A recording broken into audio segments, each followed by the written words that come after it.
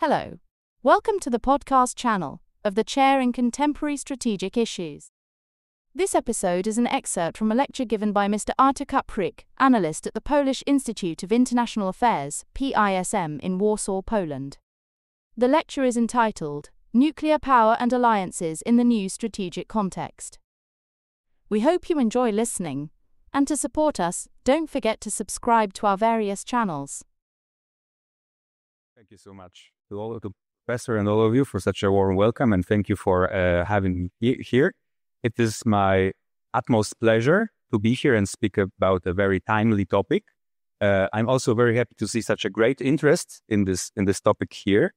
I would say that these days, these times, it's increasingly important for both Poland and France to have a dialogue on deterrence issue, security issues. I think both of our countries play special roles in European security. France, obviously, the top military power in free Europe, the only nuclear armed power in the European Union, one of the two nuclear powers in NATO Europe.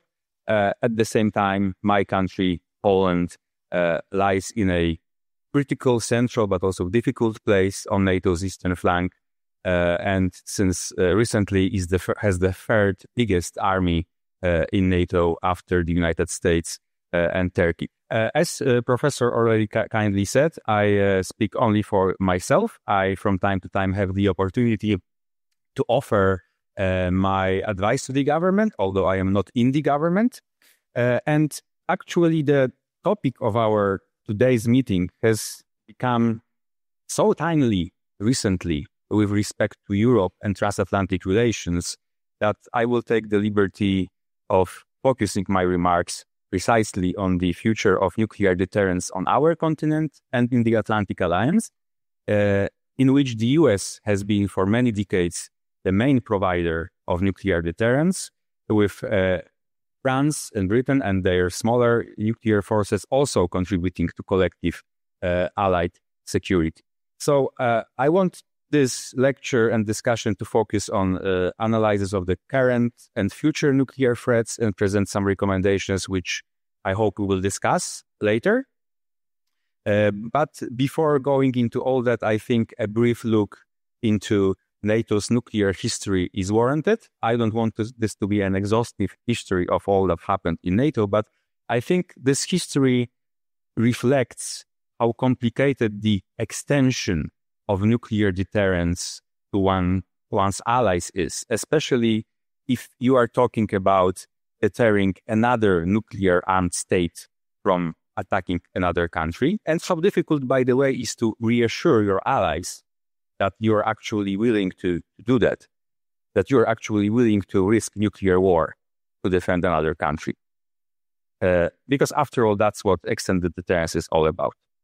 Now, NATO already had to grapple with these problems in the mid-50s, when it was getting clear that the Soviet Union will sooner or later acquire the second strike capability against the United States, meaning that it was clear that in time, Soviet nuclear forces will be so big that the United States will not be able to destroy them in second strike and will be then a victim of Russian, Soviet then counterstrike.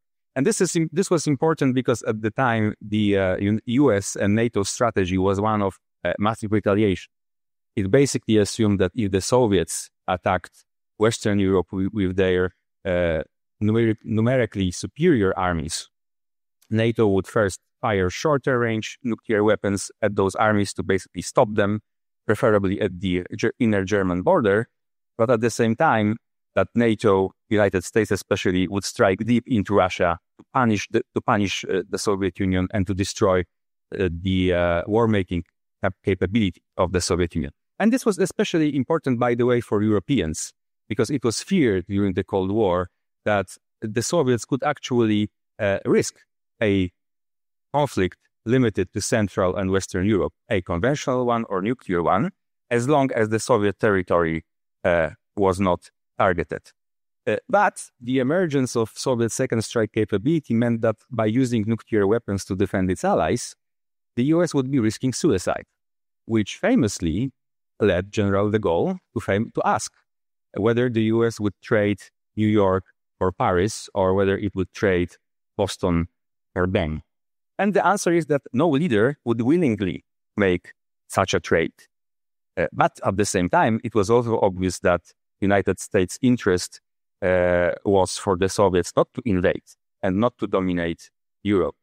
Nor it was in America's interest to lose. Nor it was in the America's interest for American allies to lose faith in U.S. commitments to defend them and take unilateral actions to ensure their security. One such action could be some kind of accommodation with the Soviet Union. The other one could be other countries gaining nuclear weapons, which could start a crisis with the Soviet Union, or if the war happened, from American perspective, meant that certain allies could use nuclear weapons in a way contrary to U.S. interest and basically bring the United States into the war. And this situation called for additional U.S. measure to strengthen deterrence, to strengthen assurance, over the top of what already has been done at the time, right? So in addition to forward presence of conventional American forces in Europe, forward presence of American nuclear weapons in Europe, some of which were assigned for use by certain allies in wartime, if U.S. president allowed it. That was and is the central point of so-called nuclear sharing arrangements. And these new deterrence and reassurance measures included, first, improving consultations and joint planning between the United States and allies, which led to the establishment of the NPG, so the NATO Nuclear Planning Group, and the adoption of NATO's flexible response strategy, both in 1967. Now, the latter included a concept to which I will return many times today, and I'm sorry, it might be abstract, it may be technical at some point, but it is important for this subject. So the concept of limited use of nuclear weapons.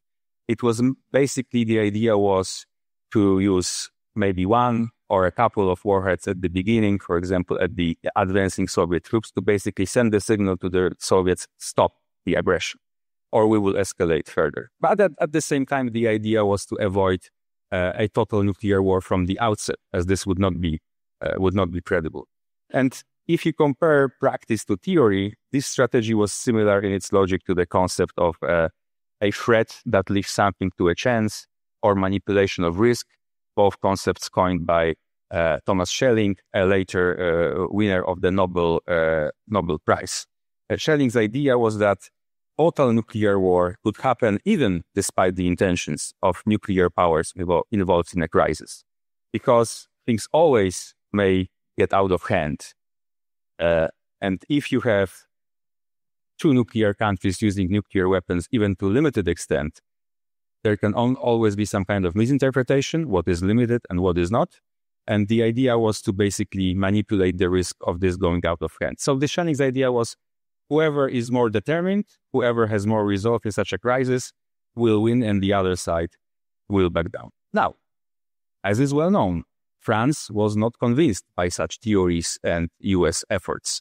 After already acquiring its own nuclear weapons, France never joined the NPG to underscore its independence, and eventually left NATO military structures for some 40 years.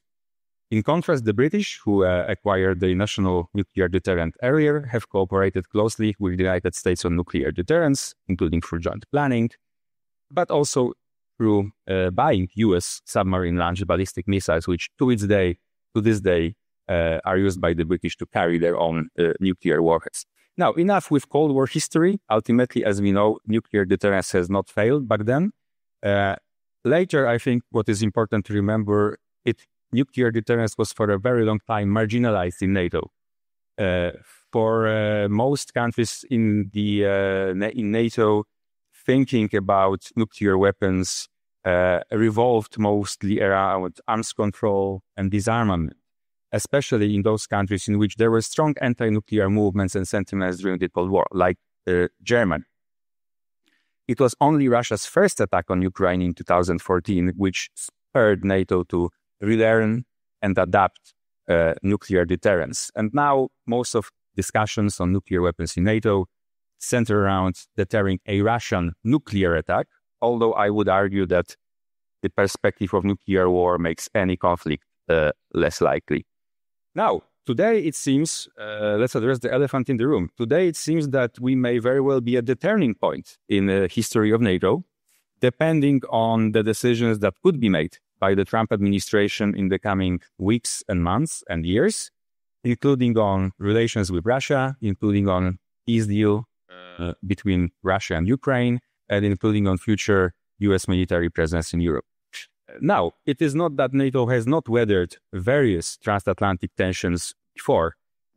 There were tensions not just about nuclear strategy, about which we talked already, but also about insufficient European spending on conventional forces, about trade, about balance of payments issue, about US unilateralism, about US nuclear talks with the Soviets. Today, however, the scale, the depth, and the amalgamation of all these problems at once loom as large, however, as never before, at least in my opinion. So the Trump administration vows to prioritize Asia over Europe much more than the few preceding administrations.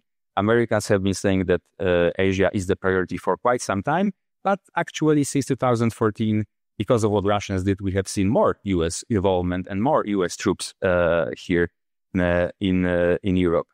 Trump is also seeking some kind of accommodation or reset with Russia, despite Russia's clear hostility towards NATO allies and the ongoing invasion of Ukraine.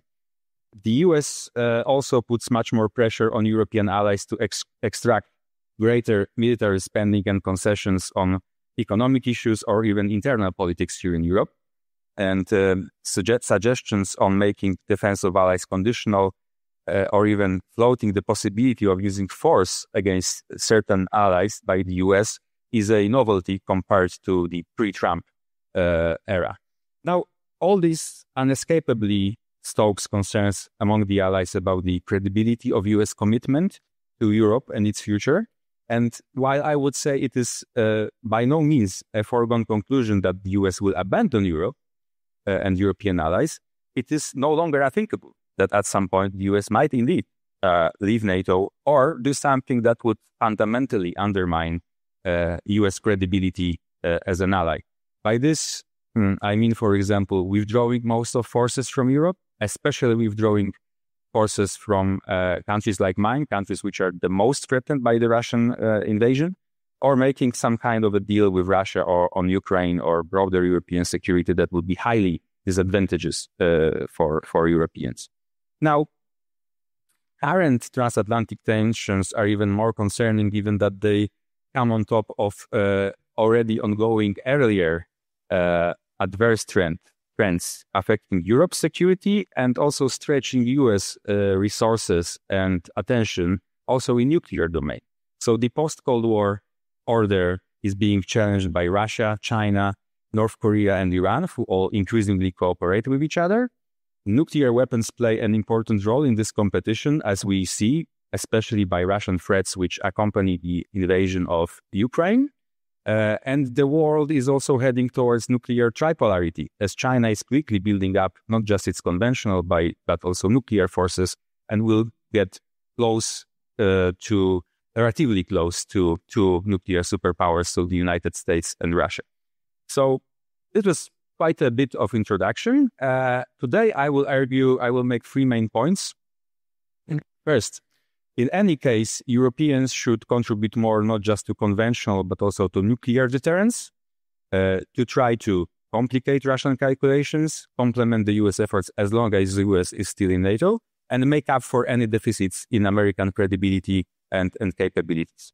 And this, by the way, because of the things I just related, China, Russian nuclear threats, which I mentioned just before. Now, this would have been necessary even without Trump in office. The Biden administration at the end of its term was already looking for ways for Europeans to somehow contribute more to nuclear deterrence. Here, I will elaborate on options such as the role played by French and UK nuclear forces and increasing this role. This is something that I will welcome, certainly, as well as the Europeans investing more in strategic non-nuclear capabilities like deep strike missiles. At the same time, I would also stress that Europe should continue to try to work with the United States wherever possible on maintaining and ideally enhancing nuclear deterrence.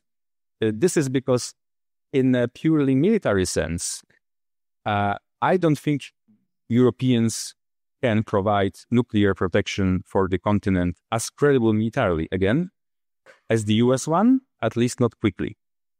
And despite current tensions and shifts, US still declares it is committed to NATO and has interest in Europe, even if Trump administration defines those interests very transactionally. For example, in terms of selling arms to this ally or another ally. So as long as the US wants to defend its interest in Europe and remains engaged militarily to a meaningful extent, even if a reduced extent, but still meaningful, there would be some risk of triggering war, including nuclear war for the Russians with the US if they attack a US ally. Now, last but not least, we also need to think about worst case scenarios in which the US is out of Europe or entirely loses its credibility. So then we would have to ask ourselves questions: would France and the United Kingdom be willing and able to fill the gap in terms of nuclear deterrence left by the Americans? Or perhaps proliferation of nuclear weapons and more countries in Europe having nuclear weapons would be the only effective solution to continue keeping the Russians at bay from NATO. Now, before we go to what I want to present as recommendations for further discussion, let me have a closer look at what are we exactly trying to deter. So what is the Russian threat, including its nuclear dimension, the threat which will continue to haunt Europe regardless of whether the US remains committed to NATO or not. So Russian invasion of Ukraine is just the most blatant example of Russia's aggressiveness, but it is important to remember that the Russian agenda goes well beyond Ukraine. It is about reestablishing some sort of sphere of influence in Europe. In recent talks with the United States, the Russians have repeated their demands, which they made already before the full-scale invasion of Ukraine, which called for withdrawal of all NATO troops from Poland and other countries that joined the alliance after the Cold War. This would effectively make Central Eastern Europe, so the region from where I come from, vulnerable to Russian aggression and coercion. Now, and there are other examples of this Russian approach. You might recall Putin himself lamenting the fall of the Soviet Union, more recently saying that he is basically taking back lands which are historically Russian. And also, by the way, according to the 2023 plan for expansion of Russian armed forces, the focus is, of course, on building more forces in and around Ukraine, but Russians are also building up their forces along NATO borders, especially near the Baltics and Finland, which tells you something about their intent. Now, speaking about Russian nuclear weapons, they play not only a defensive role, but also support Russia's aggressive agenda. They are to divide, intimidate the West, and eventually discourage the West from responding to Russian actions in peacetime, crisis, and wartime. And this has been going for many years. During the annexation of Crimea, we have seen some Russian signaling, some exercises of Russian nuclear forces, Putin boasting about Russia being the top nuclear power. But this intimidation has simply grown much more intense. It became more pronounced during the ongoing full-scale invasion of Ukraine, where Russia was trying to deter the West from supporting the attacked state. And you may recall that we had some Russian exercises at the beginning of the war. So 3 years ago, Putin said in the morning, whoever tries to come stand in our way will suffer the consequences that he has never seen. There are some also more ambiguous warnings. In time, the Russians have been also sending some more tangible signals. They announced the deployment of nuclear weapons to Belarus, which borders with my country, Poland. There have been exercises of short and medium-range nuclear forces in Europe, some of the forces which would be used to target European nations particularly. Or more recently, there was the change of the Russian nuclear doctrine, and which lowered the declared threshold for use of nuclear weapons. Neither of these moves were direct threats of imminent nuclear use, but Russians are very keen to try to remind us that if the tensions escalate, they might use nuclear weapons. Now, I would say that even all these Russian threats and signals have failed to discourage the West from providing huge military assistance to Ukraine. They did have some effect. And this is important as we look into the future, because I would argue that if it wasn't for escalation fears in the West, especially at the early stages of the war, Ukrainians would have been in much better position today. You might recall, for example, there were a number of delays in provision of certain types of equipment like tanks, long-range missiles, and so on and so on. And you might remember that in mid-2022, the Russian forces in Ukraine were in a very bad state. The mobilized troops have not come yet to Ukraine in big numbers. The initial Russian force was very much weakened. The Ukrainians were counterattacking in the north and south. So you can argue that if they were given much more at the time, they could have pushed the Russians much further away. And also, even though we have discussions today about sending some kind of a peacekeeping force to Ukraine, there is no appetite for sending troops right now into combat against the Russians to protect Ukrainians. And this alone could be seen by the Russians as a success of their intimidation. I suspect, by the way, that it has not been lost on the Russians that Donald Trump, both as a candidate and now president, have said a couple of times that this war can turn into the World War III. So what I'm saying is that if Russia manages to strike some satisfactory deal as regards seizing or ending this war, or if Russia wins the war militarily, I think they will credit that victory in part to their nuclear threats, that they will be emboldened to repeat the same tactic, so launching an attack or another state covered by nuclear threats. And this could be another attack on Ukraine. Perhaps this could be an attack on NATO member. Now, getting back to some maybe technical issues, but as I said, we need to discuss some of them. One cannot discuss the nuclear threat from Russia without briefly considering what would be the most likely way of Russia using nuclear weapons in Europe. So Russia maintains a large arsenal of short and medium-range nuclear weapons for regional use. This is much larger than the current US nuclear force in Europe, a short-range nuclear force in Europe. Russians have, according to US estimates, 1,000 to 2,000 nuclear warheads for these, as some call them, but I really don't like this name, non-strategic nuclear warheads or tactical nuclear forces. The US has 100, and in Europe. And this difference is due to the fact that after Cold War, there was, you might say, a shift in situation of Russia and the West. So during the Cold War, as we discussed, it was NATO who relied heavily on the first use of nuclear weapons, because it was the Soviet Union and the captive nations of Warsaw Pact that had the conventional superiority in terms of numbers of troops. Now, after Cold War, the Russians actually increased the role of nuclear weapons to counter the conventional superiority of the West, meaning the United States and its allies. Moreover, discussions among Russian strategists about nuclear use in regional conflict have been dominated by the concept of gradual limited employment or limited use of nuclear weapons. Again, meaning using nuclear weapons selectively about some well-picked targets, so not cities, but maybe some kind of a military installation or a critical infrastructure, to basically intimidate the other side and force the other side to stop fighting, to avoid Russian defeat in a conventional conflict, terminate the war on Russian terms. And as many of you may be thinking right now, it is very similar to the flexible response strategy of NATO that I mentioned from the Cold War. The main difference is that, as I said, the Russians are not nuclear weapons do not only play a defensive role in their strategy and actions, but also an offensive.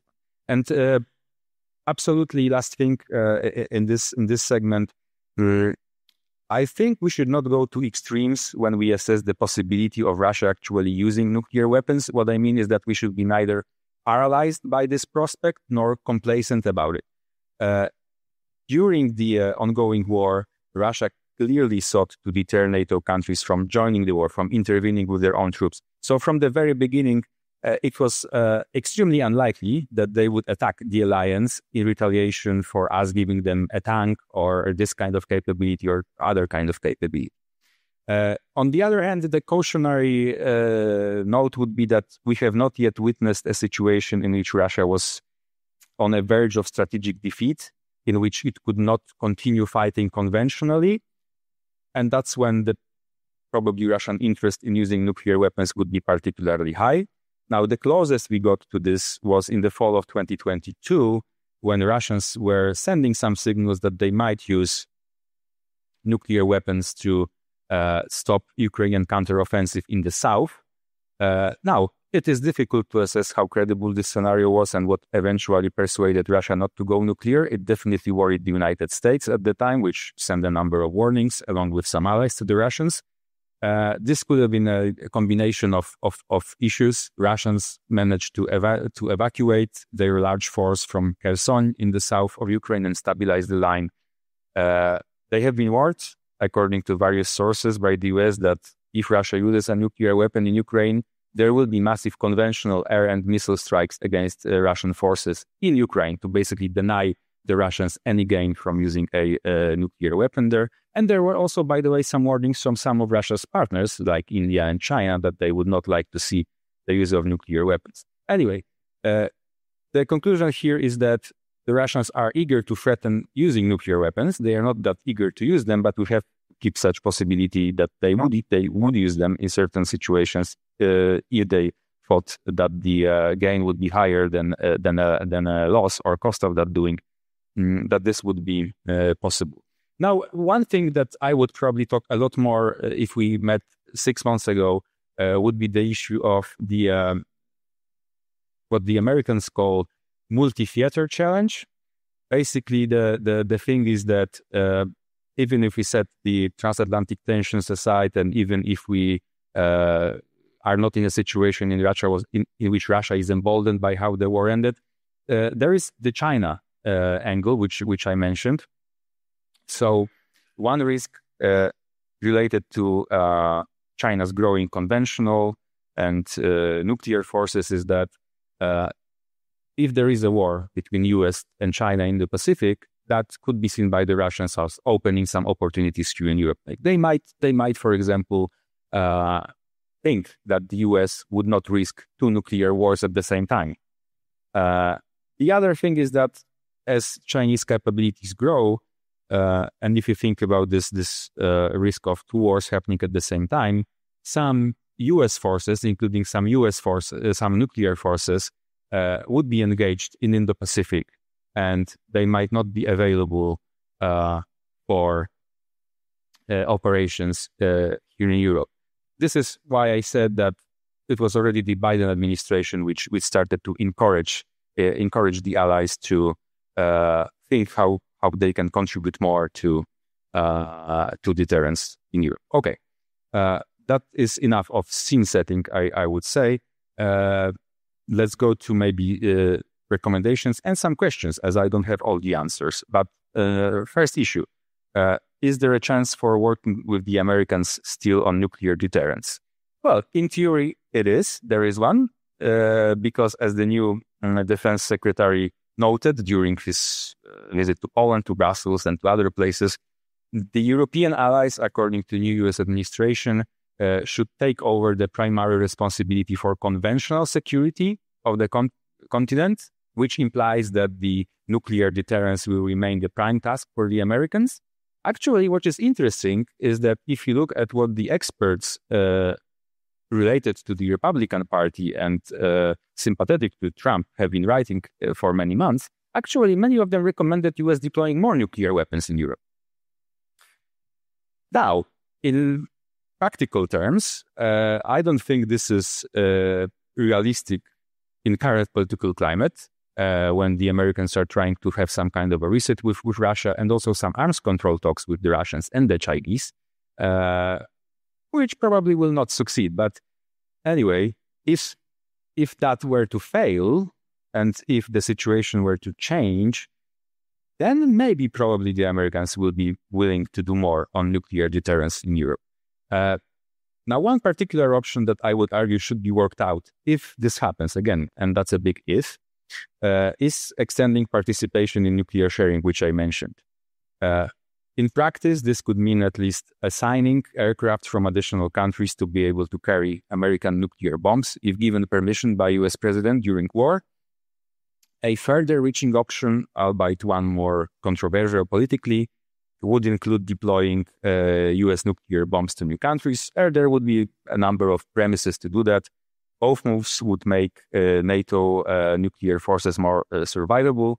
So the more potential targets for Russian attack, the more difficult for the Russians to destroy those forces preemptively or preventively.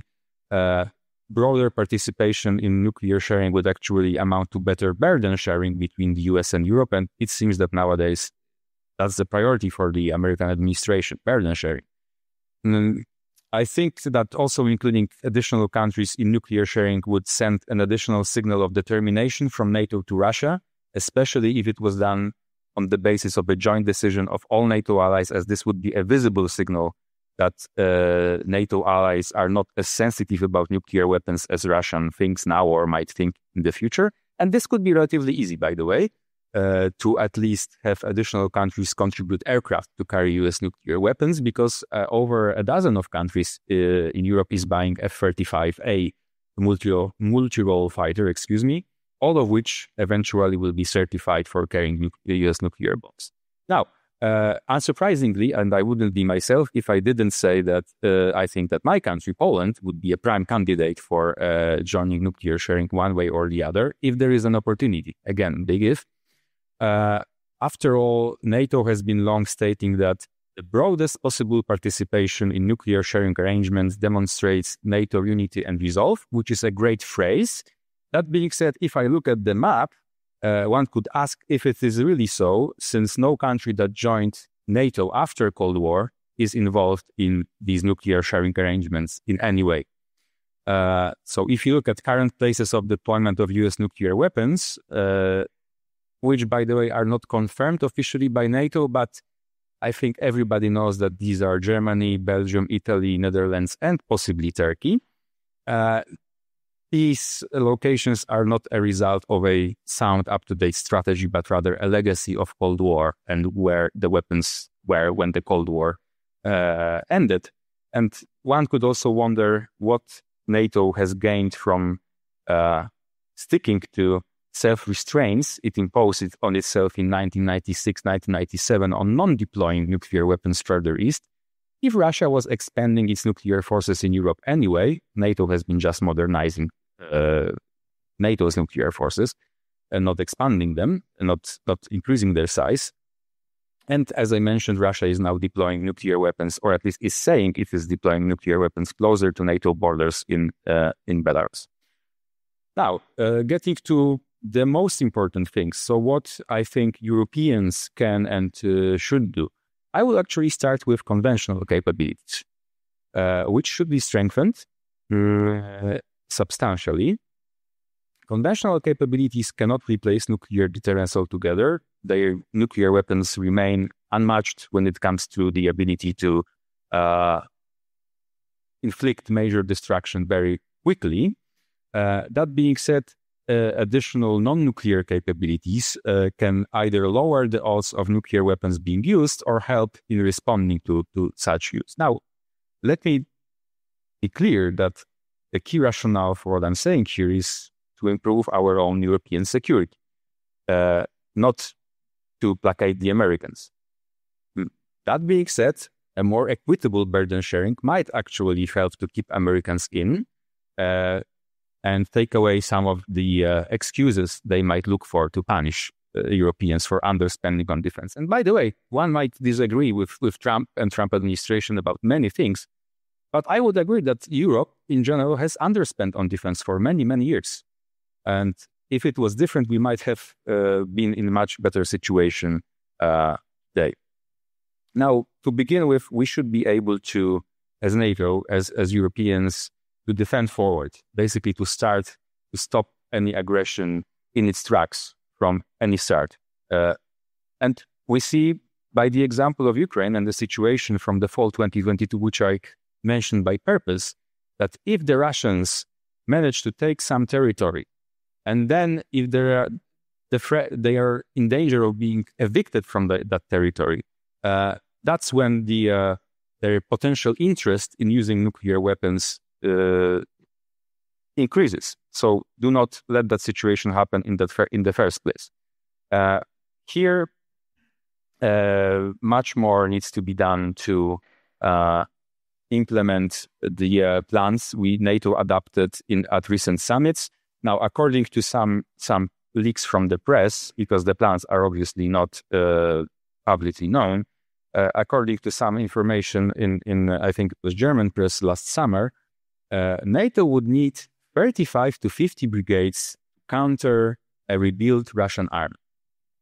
Now, by my rough counting, this is anywhere between 100,000 to some 250,000 additional soldiers. Where are we going to get them from under the current level of defense spending in Europe?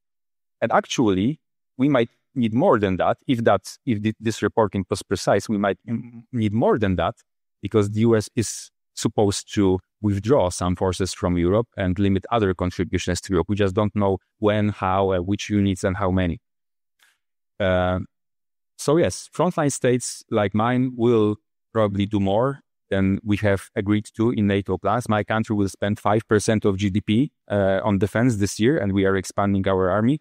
But I don't think that we and other allies can cover all the shortfalls ourselves. Now, one of key capabilities that I think various European countries can and should invest in are deep strike missiles. They are obviously necessary for conventional warfighting, as we see, but what the Ukrainians are doing and want to do. You need to strike deep into the Russian territory if you are at war with Russia to counter Russian forces, military infrastructure, war industry, and supporting facilities like refineries. But deep strike missiles can also support nuclear operations in various ways. So they could be used to strike the elements of enemy's air defense system and make it easier for your side's aircraft or missiles with nuclear warheads to get through. They could be used to strike the launchers of conventional and nuclear missiles that could be used in Europe. And in some cases, a massive conventional missile strike could be a way to respond to a limited nuclear use. I underscore, in some situations, it would depend on a number of factors. What damage did the Russian strike cause? How many missiles do we have available? What targets have we hit? What targets are available to be hit still? So obviously, this wouldn't be a total substitution for nuclear weapons, but it would be an additional response option short of using nuclear weapons. And in this aspect, Europe is getting better in the sense that many countries are buying additional missiles. My country is buying some 800 US-made JASM air-launched cruise missiles. They have like 1,000 kilometer range. We are buying several hundred of US and Korean-made rocket artillery launchers with ranges up to 300 kilometers. But there is one big gap. There are several gaps, but the biggest one in European missile capabilities concerns medium-range missiles. They can strike at ranges between 1,000 to 3,000 kilometers. Nobody has them except France and the United Kingdom, although in still, I would say, limited numbers. By my rough count, these are around 500 sea-launched missiles compared to, for example, a few thousand of comparable US systems. So here I would very specifically argue that Europe should accelerate the work on what is called ELSA initiative. It was started back in June by France, Germany, Italy, and Poland. Now it includes also UK and Sweden, and the idea is to jointly procure, jointly develop and buy these kinds of deep strike systems. I would even say that this should be a flagship European defense acquisition program supported by joint EU funding and with co-production of missiles in various countries. Now, one additional, before we go to really explosive nuclear stuff, one additional non-nuclear capability that I would say needs to be strengthened still, it is being strengthened, but much more needs to be done, is air and missile defense across Europe. Now, while it air and missile defense cannot guarantee a total protection against a large missile attack, especially against a nuclear attack, a strong air defense system can have a high chance of intercepting more limited strikes. And recent experiences from Ukraine and from Israel prove that this might be actually the case. And why is this important? Because if we do have a strong integrated air and missile defense system in Europe, this could undermine Russian confidence in conducting a limited nuclear attack, right? So in such case, they would have to consider launching a bigger strike, which could be more escalatory, meaning that it could more likely elicit a forceful response from the West. So let's get back to nuclear deterrence, and let's discuss French and British nuclear forces. To me, as somebody coming from an allied state that could be a target of Russian aggression, there is no question that France and the United Kingdom should strengthen their contribution to the collective security here in Europe in terms of nuclear deterrence. I would also add that of the two countries, France has more to offer in this regard, even that France has slightly bigger and more diverse nuclear arsenal. But it is, of course, up to both countries' sovereign decisions whether they want to, they are willing to take additional costs and risks associated with that. Now, I must confess that I feel both privileged but somewhat pretentious as a Pole to speak in English about French nuclear deterrence at the University of Paris. But this is a conversation important for my country and region as well.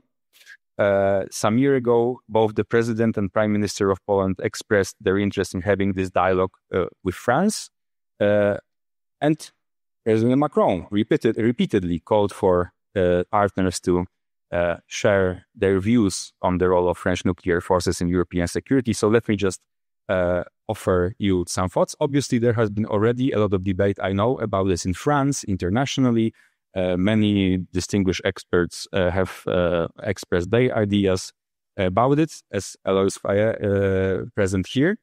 So I will just mention the ideas that I find especially useful. So if we talk about enhancing the role of French and British contributions to nuclear deterrence in Europe, beyond asking what is politically feasible, you need to ask what is the primary goal of such enhancement. Right now, despite all the transatlantic tensions, I would argue that the goal is that we should still frame such effort as better complementing, not replacing, US nuclear deterrence in Europe. Here, I will just say that since 1974, all NATO allies agree that French and British nuclear forces contribute to strengthening of allied deterrence. More precisely, the current 2022 NATO strategic concept notes that these allies' separate centers of decision-making contribute to deterrence by complicating the calculations of potential adversaries. Now, this NATO language basically means that if Russians were considering using a nuclear weapon, they have to consider US response, which could be a unilateral one or the one with nuclear sharing participants, a British response, and a French response. And this formulation, which I cited, by the way, very much reflects the thinking of some French strategists from the time France acquired first nuclear weapons, like General André Boff, and excuse me my pronunciation.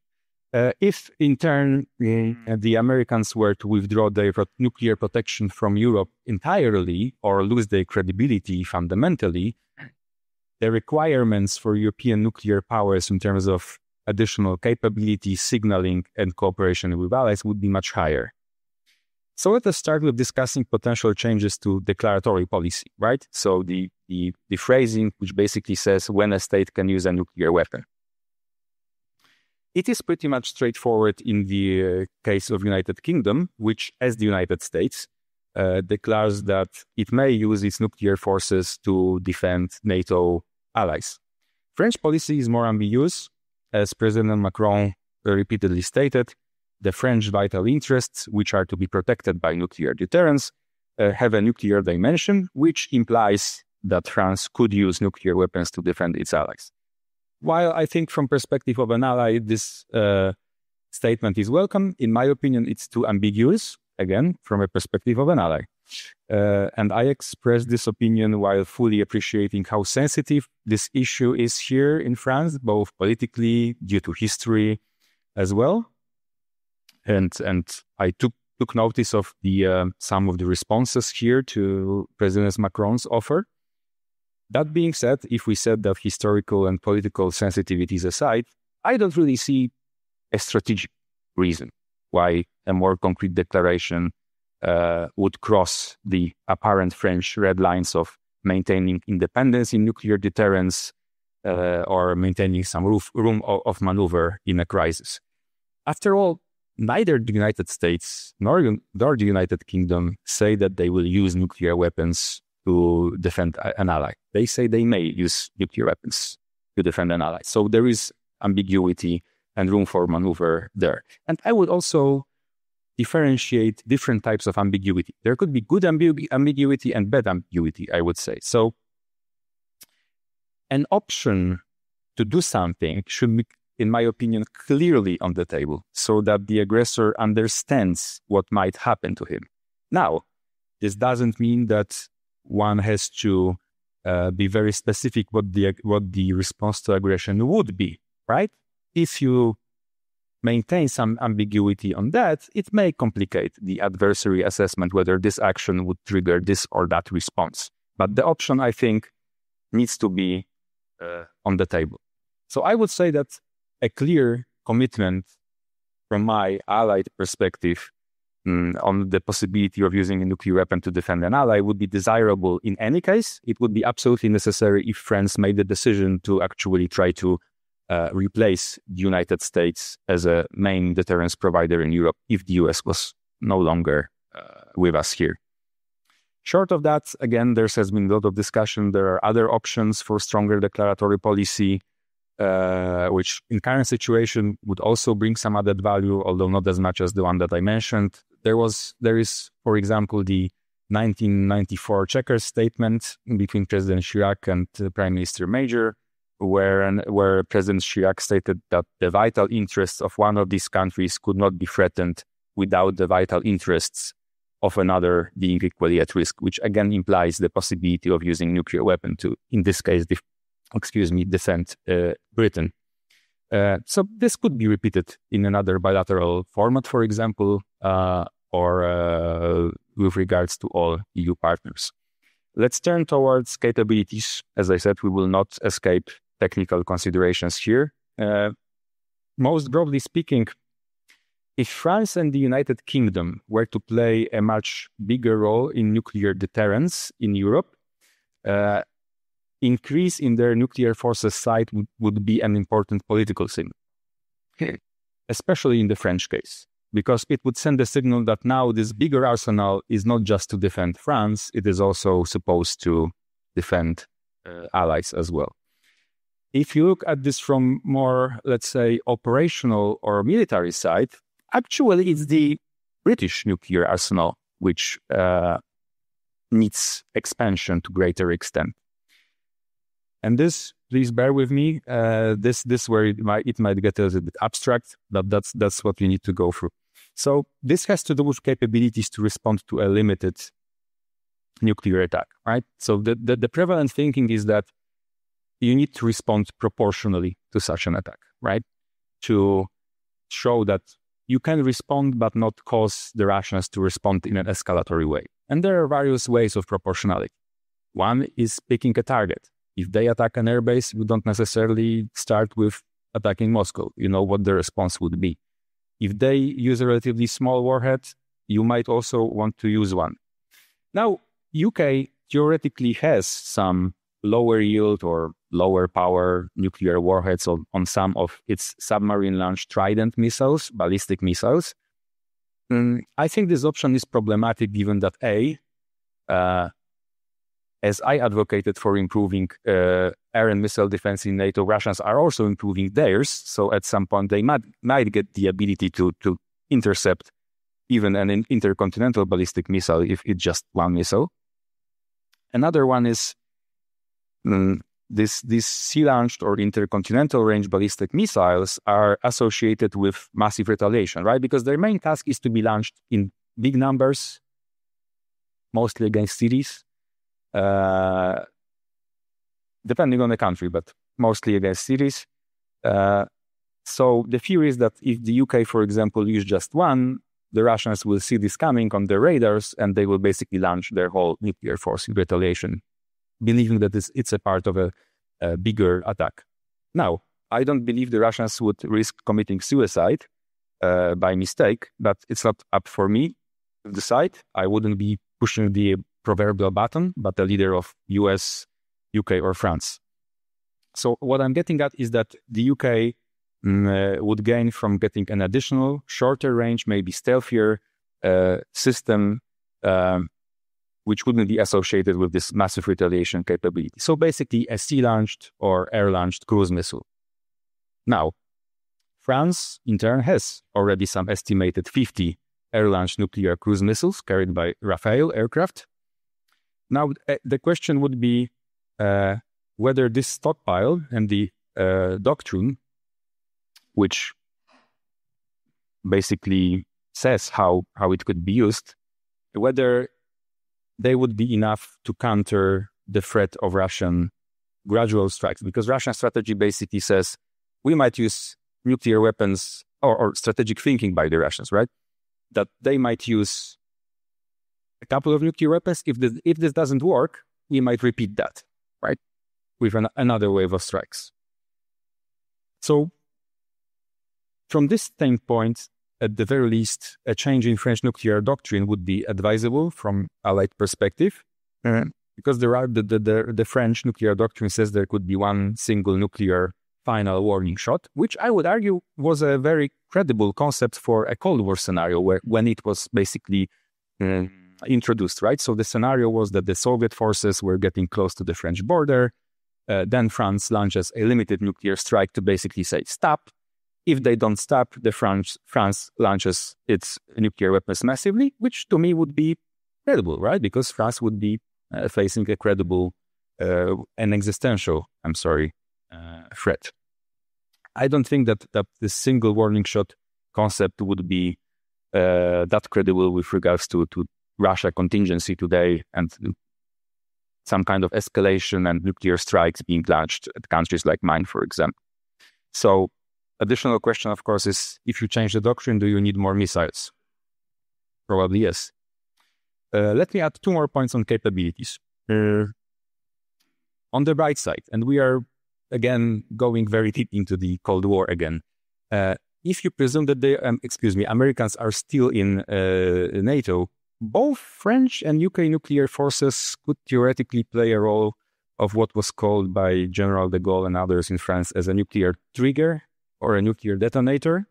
So basically, the idea is that the use of these forces could bring US into nuclear exchange with Russia, and both US and Russia should take this into consideration before doing anything. What I mean is that if, say, UK or France launch a limited nuclear attack against Russia, then the Russians might not know where it's coming from, might strike against the US might reply, and there you have it, you have a big nuclear war. And actually, having that possibility, I think, is good for deterrence, although I just wouldn't base the main mechanism of European nuclear deterrence on such a accidental thing. Now, second, what I am afraid France and UK nuclear forces would not be able to do in the foreseeable future, if any time, is to pose what, again, excuse me using some maybe lofty or abstract terms, but what the Americans call counterforce capability, which basically counterforce capability in this setting means that the US has so many nuclear weapons, so many precise non-nuclear missiles, so many cyber attack capabilities, so many attack submarines that they could still take out a large portion of Russian nuclear forces, including the intercontinental range nuclear forces. Now, why I'm saying this? Because the Russians keep talking about it. I mean, to me, I cannot imagine US president in any case authorizing such a strike on Russia, because the chance, as we discussed, that a large number of Russian launchers would survive and the Russians would retaliate against the Americans is just too high. That being said, if you listen to Russian commentators, military, Putin himself, even sometimes, they keep on talking about it. So they apparently fear it. The big question is, of course, how important this is for deterrence. Maybe in their minds, this is something that would make an escalation from a limited war, conventional or nuclear, up to total war, credible. Again, we don't know. The deterrence is always in the mind of the one we are trying to deter. Now, the next point is that a greater contribution to nuclear deterrence in Europe would also require better signaling of intent to use nuclear weapons in defending allies, not just by words, but also by deeds. The further switching option, the one I presume would be politically plausible only in case of US withdrawal from Europe, if at all, would be nuclear sharing, right? So forward deploying nuclear weapons on territories of some allies and involving them in potential use of these weapons in wartime if given permission. Again, also something not just politically controversial, as I'm sure, but it would likely also require an expansion of French nuclear force so that both national and allied requirements for potential use of nuclear weapons would be fulfilled. There are some options that are more plausible right now. I won't go through all of them, but for example, you might imagine French strategic aviation having some kind of constant presence in allied bases, for example, in Poland. Of course, we do take note of these Rafales showing up on Polish and Baltic skies, and I am thankful for it, although they are there mainly as in their conventional role for air policing, so basically intercepting Russian aircraft which do not abide by the rules of behavior in international airspace. Now, bigger role in nuclear deterrence could also involve a bigger presence of French conventional forces on the eastern flank, as attack on these conventional forces would increase the risk that situation would escalate to nuclear war, right? So today you have major French forces in Romania, smaller ones in Estonia and Lithuania, but for example, no constant presence in Poland. So maybe to somehow close the subject of French and British nuclear forces, this was quite a long list of options, or a wish list, if you will. So to sum it up, some of these changes should be relatively easy to implement, others will require major investments or political changes. But in general, and provided that there is political will, greater involvement of French and UK nuclear forces in deterrence on our continent would be the quickest way to try to fill the gap after the Americans, at least partial, which would be undoubtedly an advantage of such solution. The question would be whether such construct, even if fully implemented, would suffice to deter the Russians, given the lack of certain characteristics of US arsenal, which I mentioned. Another question is, what would France expect from its allies in return, right? Some commentators, for example, not from France actually, from what I know, propose, for example, co-financing of enlarging French nuclear force. France has not called for it. I don't know whether France would want it. Now, do we still have 5 to 10 minutes or not necessarily? No, 5.